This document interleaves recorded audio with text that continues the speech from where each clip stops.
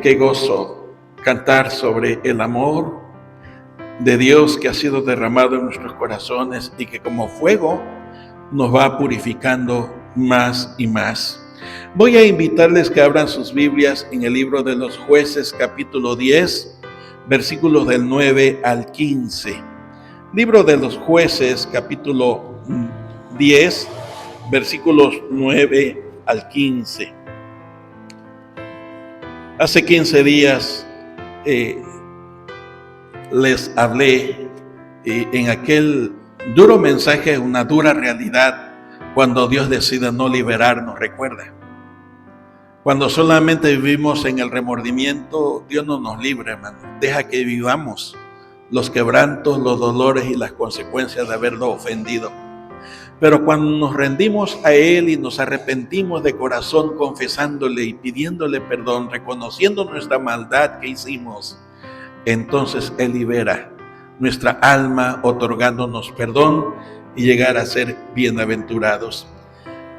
Jueces, libro de los Jueces, capítulo 10, versículos del 9 al 15, denme el honor de leerles. Dice así la Biblia: Los hijos de Amón pasaron el Jordán para hacer también guerra contra Judá y contra Benjamín y la casa de Efraín. Y noten por favor, y fue afligido Israel en gran manera.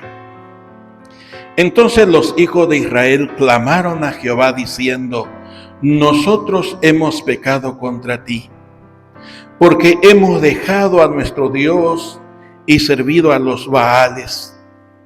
Y Jehová respondió a los hijos de Israel: ¿No habéis sido oprimidos de Egipto, de los amorreos, de los amonitas, de los filisteos, de los de Sidón, de Amalec y de Maón, y clamando a mí no os libré de sus manos? Mas ustedes me han dejado y han servido a dioses ajenos, por tanto ya no los libraré más. Anden y clamen a los dioses que que ustedes han elegido, que los libren ellos en el tiempo de su aflicción. Y los hijos de Israel respondieron a Jehová: Hemos pecado. Haz tú con nosotros como bien te parezca. Solo te rogamos que nos libres en este día. Haz tú como bien te parezca. Quiero confesarles algo, me vi muy tentado a ponerle como título a este monólogo así: Haz tú, oh Dios, como bien te parezca. Es una declaración de lo más profundo del corazón, reconociendo que Dios es soberano, que Dios es Señor y que por lo consiguiente Él puede hacer lo que quiera, nos guste o no nos guste, le creamos o no le creamos. Y entonces estuve pensando, meditando, le dije: Dios, le pongo así, pero sentí que inclinaba mi corazón a ponerle el arrepentimiento que agrada a Dios. No está allí la palabra arrepentimiento. No dicen nos arrepentimos, Señor, delante de ti. Ellos simplemente dicen: reconocemos que te hemos dejado. Reconocemos que hemos pecado contra ti habiéndote abandonado. Haz como bien te parezca. Esa frase, la verdad, cautivó mi corazón, hermanos. Porque se declara desde lo más profundo del ser que Dios es Señor y soberano de todo. Como siempre hago, les voy a dar el mensaje en un párrafo. El arrepentimiento que agrada a Dios es un cambio de mente que resulta en una transformación total de lo que uno está haciendo en la vida. Repito, el arrepentimiento que agrada a Dios es un cambio de mente que resulta en una transformación total de lo que uno está haciendo en la vida. En términos generales, de entrada le defino el término de donde viene la palabra arrepentimiento. La palabra arrepentimiento viene de un término del Nuevo Testamento que implica que uno va caminando en un camino y de pronto se detiene, da la media vuelta y se regresa para volver a empezar. De ese término, que significa lo que les acabo de decir, viene la palabra arrepentimiento.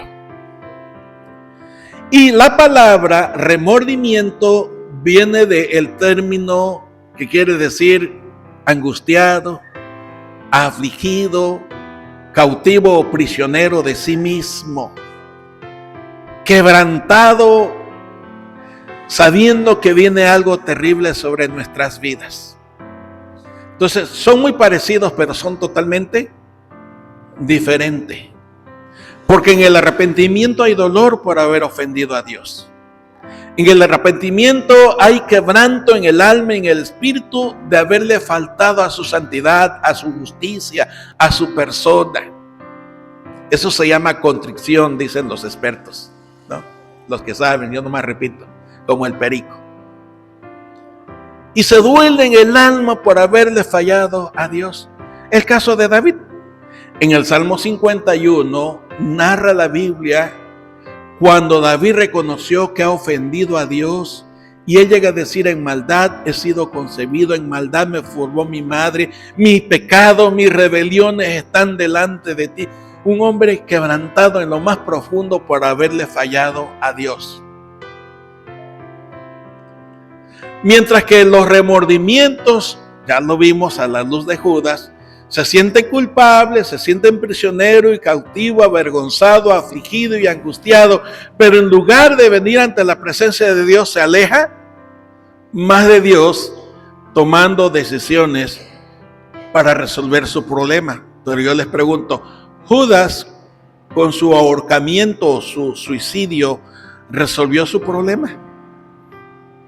Lo agravó más, porque lo alejó más de Dios. Pedro, ¿se acuerdan que Pedro pecó contra el Señor Jesús? ¿Cómo pecó Pedro contra el Señor Jesús?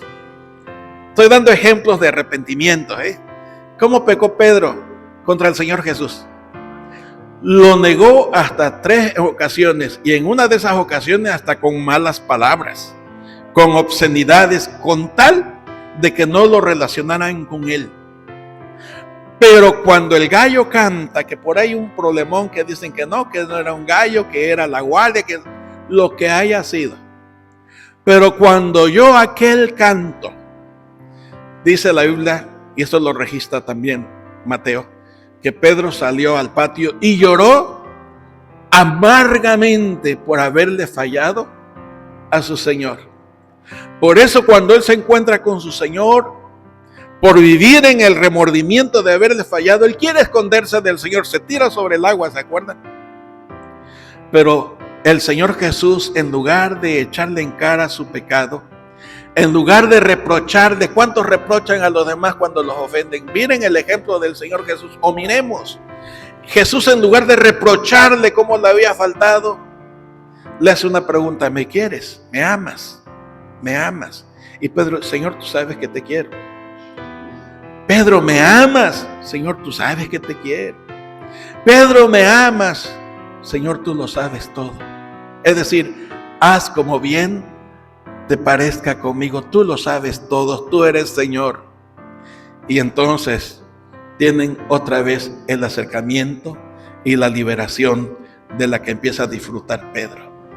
Remordimiento es fijarse más en las consecuencias de lo que uno puede vivir a causa de haber hecho mal, mientras que el arrepentimiento es reconocer que se ha fallado delante de Dios. Los remordimientos son: ¿qué me va a pasar a mí ahora? El arrepentimiento es: Señor, aquí estoy, perdóname, sé propicio a mí. ¿Se acuerdan de aquel publicano que se daba golpes en el pecho, sufriendo, sé propicio a mi pecador? ¿Y qué dijo Jesús? Ese se fue a su casa libre. Pero aquellos que decían, yo soy tan bueno y me gusta orar y me gusta diezmar, yo asisto al templo y yo voy aquí, yo voy allá y oro delante de todos, dice que siguieron en condenación. Porque una cosa es vivir en arrepentimiento y otra vivir en los remordimientos.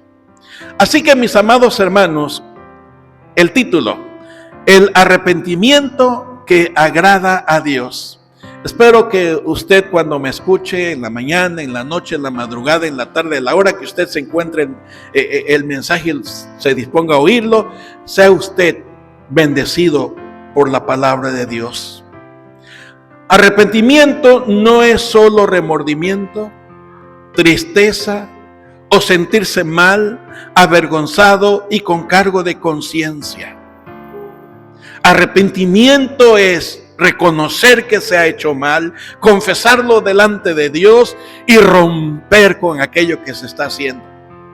¿Se acuerdan que le dije que la palabra arrepentimiento viene de un término que implica que una persona va caminando, se detiene y se regresa para volver a empezar? Ese es el arrepentimiento, hermanos. Por eso se los quise definir desde un principio, para que podamos entender de la manera mejor posible, o yo pueda explicarles lo mejor que pueda. Válgame ahí la repetición, de tal forma que quede bien claro entre los que están aquí y los que lleguen a escuchar. Decía que el remordimiento se enfoca más en las consecuencias, el arrepentimiento se enfoca más en la ofensa delante de Dios. Y quiero compartir por lo menos 2 detalles al respecto. Número uno, al pecado hay que reconocerlo y no justificarlo. ¿Qué es lo que hacemos normalmente? Normalmente lo justificamos.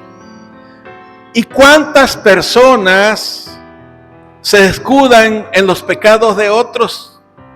Me dijo un diácono, si Salomón tuvo 1000, ¿yo por qué no puedo tener 2 o 3? Y así justificaba su adulterio.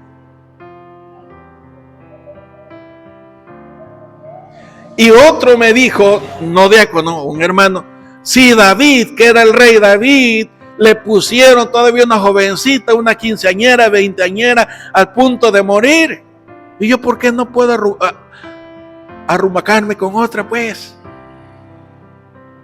Y empiezan a citar. Luego alguien también me dijo, y no quiero mencionar el nombre del evangelista, pero un evangelista muy reconocido hace unos 30, 40 años atrás, español él. Si el hermano Julano de tal pasa al púlpito con su puro, ¿por qué yo no puedo fumar? Porque en efecto ese teólogo así hacía. Pasaba al púlpito con su puro. Pastor él, predicador, evangelista, famosísimo, hace 40, 50 años atrás. Y él predicaba fumando puro. Si este pastor lo hizo así, yo ¿por qué no? ¿Y cuánto de nosotros, hermanos, nos vemos en el espejo de los demás y así justificamos las ofensas que hacemos delante de Dios y las ofensas que hacemos delante de los demás? Y algunos todavía usamos Biblia. Hermano, me dice, usted sabe que el Espíritu está puesto. Y muy bíblico, ¿no? Pero la carne, usted bien sabe que la carne es débil. Y muchas veces, hermanos, en lugar de reconocer que hemos adulterado, que hemos robado, ¿verdad?, que hemos mentido, que hemos hablado mal de los demás, nos empezamos a escudar en la vida de otros hermanos, como si así pudiéramos solucionar nuestro pecado. Número uno, el pecado se reconoce, no se justifica. Cuando un corazón está arrepentido de haber hecho mal, de haber quebrantado la palabra, de haber ofendido a Dios, lo reconoce. Porque en primer lugar, en el proceso del arrepentimiento es reconocer que se ha quebrantado la palabra de Dios, que se le ha faltado al Creador, que se le ha ofendido a su santidad. Ese es el primer paso del arrepentimiento genuino y verdadero. No es decir, ay, ya me voy a perder, hice mal, ay Diosito, pero voy a dar ofrendas, pero voy a diezmar, te prometo que ahora sí voy a seguir adelante. Eso no es arrepentimiento, hermanos. Ese es el resultado de los remordimientos.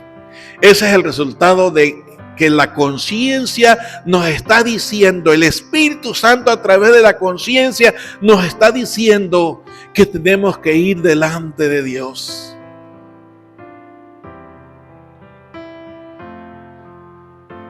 Y vean ustedes cómo este pueblo en Jueces es tan afligido a causa de haber pecado contra Dios. Y están tan arrepentidos que Dios prueba sus corazones diciéndoles, bueno, vayan allá y que allá les libren. Y ellos no se van, dicen, no, haz como bien te parezca. Reconocemos que te hemos faltado. Reconocemos que te hemos dejado. En otra ocasión dicen, reconocemos que no hicimos como nuestros padres nos dijeron que hiciéramos. Reconocemos que hemos quebrantado tu palabra. Reconocemos que te hemos ofendido. Haz como bien te parezca. Es decir, dejaron de justificar su falta. Porque bien le dije ya que el arrepentimiento es sentir culpa, pero delante de Dios por haberle fallado. No es quedarse prisionero del sentimiento de culpa. No es tratar de solucionar el asunto por uno mismo. La única solución que nos libera es reconocer delante de Dios que hemos pecado. Y el segundo paso en ese proceso es confesarlo. Porque no sirve de nada que yo reconozca que ofendí a Dios si no se lo confieso. Si no le digo en qué le fallé, cómo le fallé y por qué le fallé. Es como, por ejemplo, ustedes que son doctores y extienden una receta y se la dan al paciente o al enfermo, pero el enfermo nada más la mira y la pone ahí en su buró o en donde lo vaya a poner y nunca se medica. ¿El doctor tiene la culpa? ¿El doctor es responsable? Pero ¿qué es lo que dice cuando empeora? De embalde fui a ese doctor, mejor hubiera ido a otro. Es justamente lo que hacemos con Dios. Le echamos toda la culpa a Dios. Así fue desde nuestro padre Adán. Ya se los he dicho muchas veces. El pecado se reconoce en primer lugar, en segundo lugar se confiesa.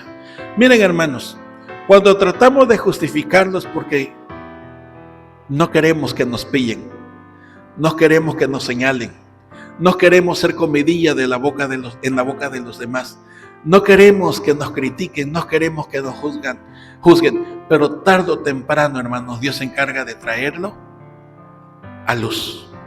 Tarde o temprano se descubre. En Proverbios capítulo 28 y versículo 13 dice que el que no confiesa su pecado no alcanza misericordia. Así que hay que confesarlo. En Primera de Juan capítulo 1 dice que si confesamos nuestros pecados, en lugar de justificarlo, y no solamente reconocerlo, sino confesarlo delante de Dios, es delante de Dios, no delante de los hombres, delante de Dios. Dice que si confesamos nuestros pecados, Dios es fiel y justo para limpiarnos de toda maldad. La confesión implica reconocer que se ha ofendido a Dios, reconocer que hemos hecho mal, reconocer que hemos lastimado a otras personas, reconocer que hicimos mal y como lo hice mal, ahora me tengo que atener a las consecuencias, pero no como yo digo, sino como tú digas, aquí estoy. Tú eres mi Señor, tú eres mi Dios, tú eres mi Salvador, tú eres el Dios de mi esperanza. Tú eres mi fortaleza, tú eres mi ayuda. Por eso vengo a ti clamando. Por eso vengo delante de ti suplicando, oh Dios. Y amados hermanos, cuando el pecado se confiesa, expresándolo delante de Dios tal cual es, se recibe el perdón de Dios. Se recibe la liberación. ¿Se acuerdan que leímos aquel salmo? Que Él nos libra con cánticos de liberación. Por eso cantamos en el culto, hermanos. No cantamos los cantos que nos gusta, cantamos los cantos para darle gloria a Dios. Cuando una hermana o un hermano viene, pastor, es que el culto está muy aburrido. No, el problema está en su corazón, no en el culto. Ay, pastor, es que la predicación es la misma y la misma. El problema no es la predicación, el problema es su corazón. Usted no está viviendo en arrepentimiento, está todavía siendo cautivo, está siendo todavía prisionero de eso que se llama remordimientos. Donde usted decide, donde usted actúa, pero sigue exactamente igual, porque en lugar de llegar ante la presencia de Dios, usted quiso solucionar su problema. Y no es así, mis amados hermanos. El siguiente paso, hermanos, reconocerlo, confesarlo. El siguiente paso, romper con ello. Es decir, dejarlo de hacer. ¿Se acuerda que arrepentimiento es ir caminando, detenerse y regresarse para volver a empezar? Y cuando hemos cantado que por la palabra todo vuelve a empezar, es porque el Señor nos da en su palabra el ánimo para que nos acerquemos. ¿Cómo? Confiadamente. Porque el trono de gloria, el trono de justicia, ahora es un trono de misericordia, ahora es un trono de gracia, ahora es un trono de amor y de bondad. No es un cheque en blanco para que usted y yo pequemos y le demos, ¿cómo se dice? Rienda suelta a los deseos y pruritos de la carne, sino que es, amados hermanos, la nota de remisión para poder acercarnos con la confianza de que todo ha sido consumado, que todo fue hecho por nuestro Señor Jesucristo. El que encubre su pecado, dice Proverbios 28:13, no prospera jamás. Pero el que los confiesa y se aparta, ¿qué dice? Alcanza misericordia. Es decir, llega al corazón de Dios que está abierto para recibirlo. Les traigo una ilustración del Nuevo Testamento. Es una historia que ustedes conocen muy bien, es una parábola que contó el Señor Jesús. Había un padre anciano que tenía 2 hijos. Y el menor, yo me imagino el chiquión, el consentido, porque oiga, ¿cómo tratan los padres al último? ¿Cómo tratan los padres al último? Fíjense que los padres decimos, no, yo todos los quiero igual. No es cierto, eso no es cierto. Siempre hay alguien en especial. Siempre. Y se muestra de muchas maneras. Y los hijos lo notan. Y el consentido sabe que es el chiquión. Sabe muy bien y trabaja. Por eso digo, bueno, el consentido, ¿no? Papi. Porque cuando los hijos quieren algo de nosotros, ¿cómo nos dicen? Papi, ¿por qué no me das ya mi herencia? Mira, yo voy a vivir mi vida. Oiga, ¿han oído de sus hijos eso? Ya quiero vivir mi vida, ya quiero vivir mi libertad. Por eso ya me quiero ir, dame lo que me corresponde. Y yo me imagino a aquel viejito roto en su corazón, quizás escurriendo sus lágrimas, va a la caja fuerte y trae la parte que le corresponde al hijo. Y el hijo se va. Y allá lejos de la casa, dice la Biblia, que él empezó a vivir como mejor le parecía, ¿no? parrandas y orgías y borracheras y mujeres y amigos. Porque si usted tiene dinero, mire, así vienen los amigos. ¿Sí o no? Incluso dentro de la iglesia se da el caso, donde algunos hermanos calculan que allí hay un poquito más, como que se acercan, como que los hacen más importante y todo. Pero saben, el dinero no es eterno. El dinero no es para siempre. Cualquier cantidad no alcanza. Si no, díganselo a estos pobres que están agarrando ahorita y que se andan comiendo las uñas. ¿De qué les sirve que tengan millones? Andan comiendo las uñas porque no demoren que le caiga el asunto.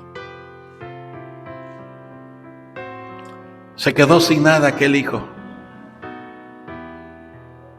Y de pronto no tuvo ni para comprar un bolillo.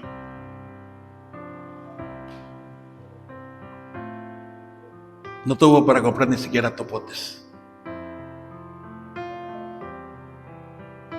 ¿Ya no quedaron los amigos? Ni uno a su alrededor, todos lo dejaron. Y fue a pedir empleo, pero como era el niño chiquión, pues no sabía hacer gran cosa. Y lo único que pudo hacer es cuidar marranos. Y no le queda otra. Pues no que muy fifí, dijera aquel, ¿no?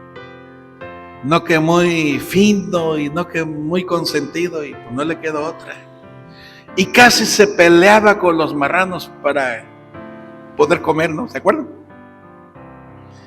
Pero él dijo, ¿pero qué estoy haciendo aquí? Me estoy muriendo de hambre y en la casa de mi papá hay abundancia de comida. Ya sé lo que voy a hacer. Voy a regresar a casa de mi papá y le voy a decir, papá, no soy digno de ser llamado tu hijo. He pecado contra ti, he pecado contra el cielo, contra Dios. Te he ofendido. Recíbeme como a uno de tus jornaleros.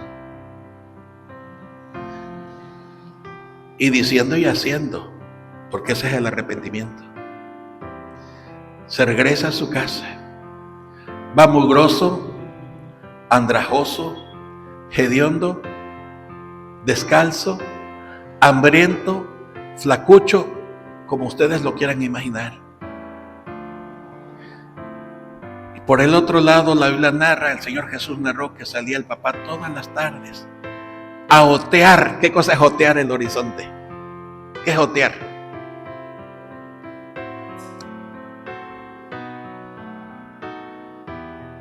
Pega duro el reflector y casi cierra los ojos para ver. Eso es otear. Todas las tardes hacía el viejito aquel eso, para ver si su hijito regresaba a casa. Todas las tardes. Y un día vio a un harapiento venir hacia él. Y viene ese harapiento y se le arrodilla y le dice, Padre, he pecado contra el cielo y contra ti. No soy digno de ser llamado tu hijo. Recíbeme como uno de tus jornaleros. Y el padre, yo me imagino con lágrimas en sus ojos, como cuando lo vio partir, que iba muy fufuroso a vivir su libertad, a vivir su vida. Y ahora derrotado, harapiento, hambriento, el padre lo levanta y le dice, hijo mío, y lo estrecha y lo abraza. Y ordena que preparen un gran banquete, que maten al becerro más gordo que había en el hato. Y lo preparen y da esta orden, mi hijo había muerto, pero ahora ha revivido. Ahora ha vuelto a casa. Vamos a gozarnos. Cuando hay arrepentimiento verdadero en el alma del pecador, cuando hay arrepentimiento verdadero en el alma del creyente que ofende a Dios y se acerca a Dios reconociendo su mugre, reconociendo sus harapos, reconociendo su pobreza delante de Él y se arrodilla suplicando que sea recibido, el Padre Eterno nos abraza y nos levanta y nos viste de nuevo y nos limpia y nos purifica. Y hay gozo, dice la Biblia, cuando un pecador se arrepiente.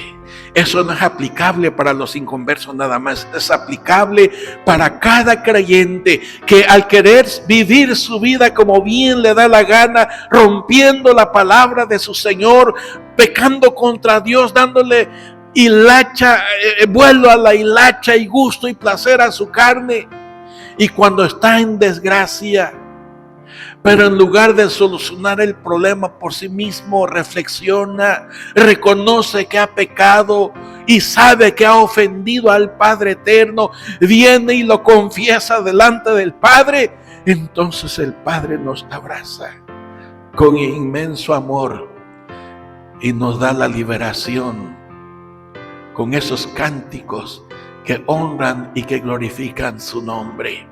¿Qué hizo este muchacho llamado el hijo pródigo? Iba disfrutando de la vida según él. Se detuvo cuando estaba en bancarrota, hambriento y sin nada, y dijo: ya sé lo que voy a hacer, voy a regresar a casa de mi padre. Eso es arrepentirse, hermanos. No sirve de nada tener remordimiento si usted no busca a Dios como debe ser buscado. No sirve de nada sentirse culpable si usted no viene ante la presencia de Dios.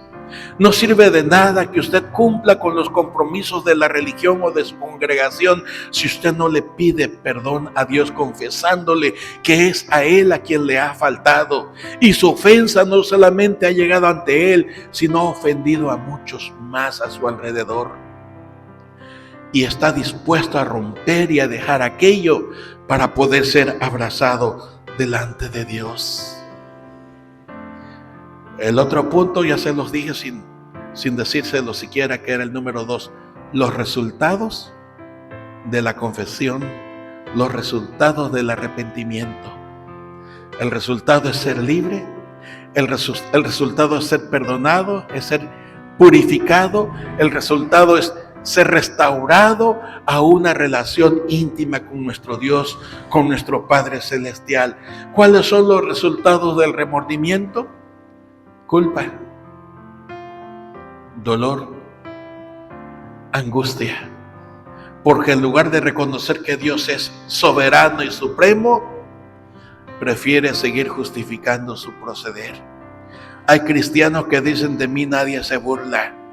Me la tienen que pagar a como dé lugar. Hay que aprender a cómo actuó el Señor Jesús, que en lugar de rogar que viniera un relámpago o un rayo y fulminara a aquellos que lo estaban lastimando, decía: Padre, perdónalos, porque no saben lo que hacen. Porque si usted no perdona, ¿cómo puede pedir perdón a Dios? ¿Cuántos han dicho: ¿quién soy yo para perdonarte, que te perdone a Dios? Y sigue prefiriendo cargar con ese sentimiento de herida, de dolor y de angustia, en lugar de disfrutar de la dicha, de la misericordia, del perdón que viene de nuestro Dios. Mis amados hermanos, cuando nos arrepentimos de corazón, Dios interviene en nuestra vida para nuestra purificación. Cuando nos arrepentimos y vivimos en arrepentimiento, Dios nos recibe con brazos abiertos, cualquiera que sea nuestra situación. Concluyo: ¿vive usted en remordimientos? No le va a ayudar en nada.